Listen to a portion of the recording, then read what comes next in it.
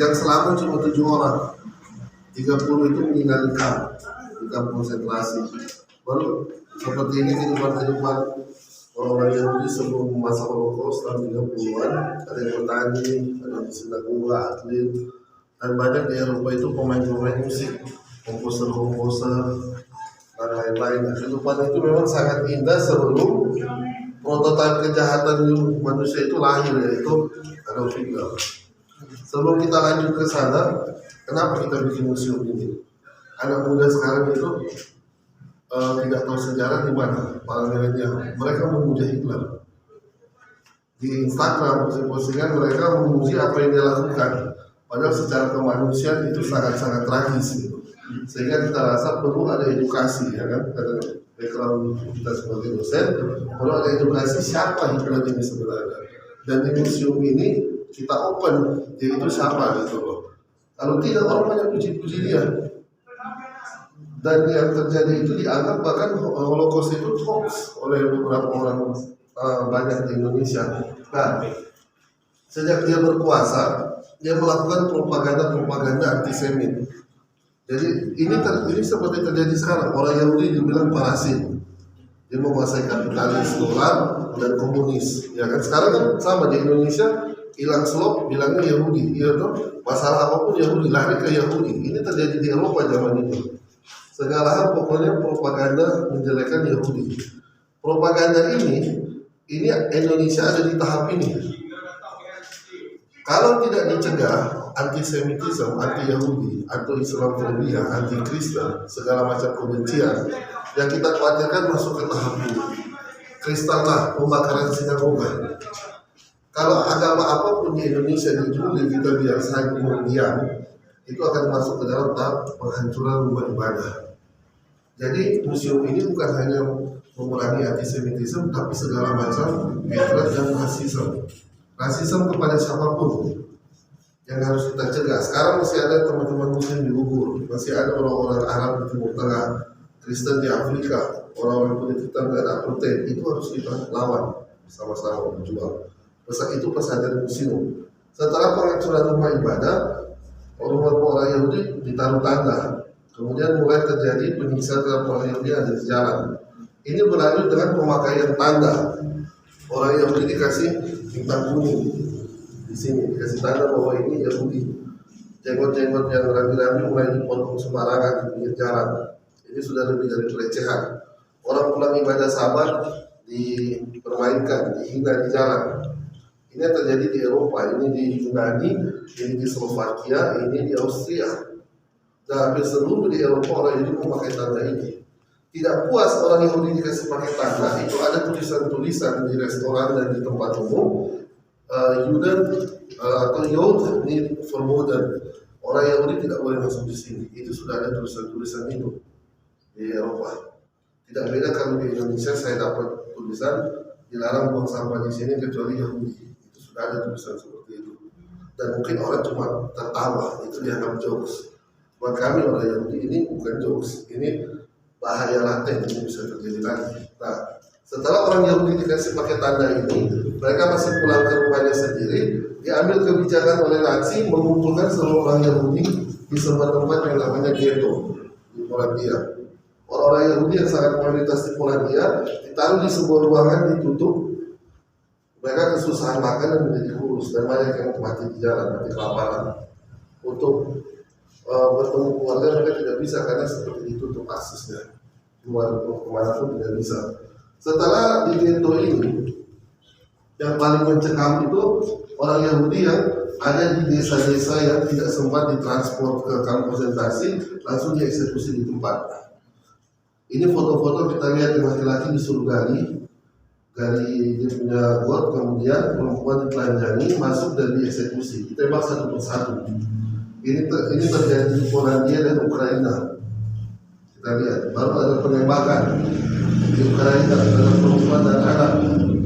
Ini yang namanya pelanggaran tragedi kemanusiaan. Ada banyak konflik mungkin seperti ini di dunia, tapi salah satunya memukul bangsa Yahudi, dan ini tidak boleh dilupakan. Ya kan? Ini pelajaran sejarah. Dan di sini kita belajar bagaimana penjajahan Nazi itu menembus Eropa. Yang hitam ini Nazi yang langsung ambil sendiri Ukraina, Polandia, Prancis, Denmark sampai ke Norway, dan ada mereka kolaborator atau bekerjasama. Salah satunya itu Jepang. Di Indonesia pertanyaannya, kenapa saya bikin museum ini? Nazi bekerja sama dengan Jepang untuk membantai Yahudi di Asia Tenggara. Jadi Nazi mengirim pesawat kapal laut masuk ke Nusantara untuk membantai orang Yahudi yang sudah ditangkap oleh Jepang, ditaruh di kamp. Hampir semua orang Yahudi di Indonesia keluarganya sudah merasakan di kamp Jepang. Nah, saya tidak mau mensyukuri, tapi akhirnya kapal itu terbalik. Seluruh pasukan Nazi yang dikirim itu tewas di laut dan mayatnya dikubur di Jawa Barat. Jadi ada makam Nazi di Indonesia, di Jawa Barat. Dan suasananya pada saat mereka menjajah Eropa, orang-orang Yahudi dikirim dari kereta api ke kamp-kamp konsentrasi. Dan kamp yang paling terkenal kejamnya itu Auschwitz Birkenau. Karena di sini ada 1 juta lebih, 1.200.000 orang Yahudi dibunuh di Auschwitz, termasuk keluarga saya. Jadi saya bikin museum ini untuk mengenang keluarga saya juga. Dan ini Auschwitz itu suasana di kamp. Orang-orang Yahudi sampai di kamp dipisahkan, yang sakit dan sehat. Yang sakit itu langsung dieksekusi, dibawa ke tempat-tempat pembakaran ini dan dibakar hidup-hidup. Sementara yang masih sehat disuruh bekerja di kamp.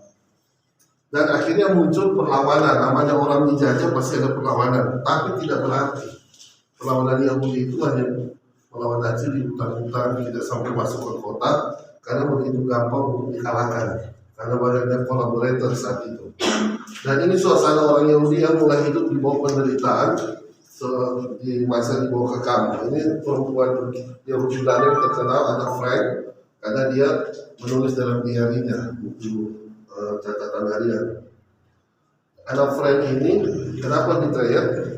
Selama Nazi menjajah Belanda, dia bersembunyi di loteng. Jadi dia tidak sekitar 3 tahun itu tidak tertangkap Nazi. Yang lain sudah ditangkap, dia bersembunyi di loteng. Tapi kemudian dilaporkan oleh tetangganya yang jadi kolaborator Nazi. Akhirnya ada Frank dan keluarganya tertangkap, dibawa ke kamp. Pertama Auschwitz, lalu dibawa ke Bergen-Belsen, dan dia meninggal akibat TBC 1 bulan sebelum kamp ini dibebaskan. Dan ini suasananya bagaimana saat itu kolaborator membantu membunuh, bukan cuma menyiksa. Dan ini orang-orang yang menyelamatkan orang Yahudi, termasuk yang posternya lebih detail di sana, selama Holocaust. Jadi di sini kita bisa lihat ada Oskar Schindler yang terkenal yang bikin film, dan kita bisa lihat di sana ada orang-orang Muslim yang menyelamatkan orang Yahudi selama Holocaust. Dan ada yang terkenal yaitu ulama dari masjid besar di Paris, Grand Mosque, si Kadun bin Abid. 500 orang Yahudi diselamatkan di Paris. Bagaimana caranya? 500 orang Yahudi Afrika Utara dari Tunisia dan dari Maroko disimpan di masjid dan dikasih identitas Muslim. Jadi beberapa tahun mereka dijadikan Muslim sampai ketika, dan itu resikonya itu mereka semua bisa ditembak mati kalau ketahuan. Dan akhirnya setelah perang mereka dikembalikan ke komunitas Yahudi. Dan ini ada kunjungan Sekjen Liga Islam Muhammad bin Isa. Mereka berkunjung dengan delegasi ulama ke kamp konsentrasi Auschwitz 3 tahun lalu dan mengadakan sholat goib bagi para jenazah orang Yahudi atau yang disiksa. Dan di situ ada kita lihat tokoh-tokoh lain dari gereja Katolik, gereja Ortodoks yang juga mengalami penderitaan. Jadi ada 6 juta orang Yahudi dan 1,5 juta orang non Yahudi, yaitu Gypsy, Saksi Jehovah, Difabel, musuh politik Hitler, dan LGBT.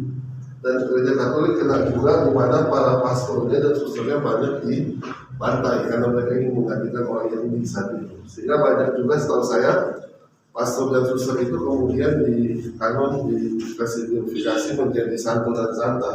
Dan ini yang terkenal orang Indonesia yang menyelamatkan bayi Yahudi di Belanda.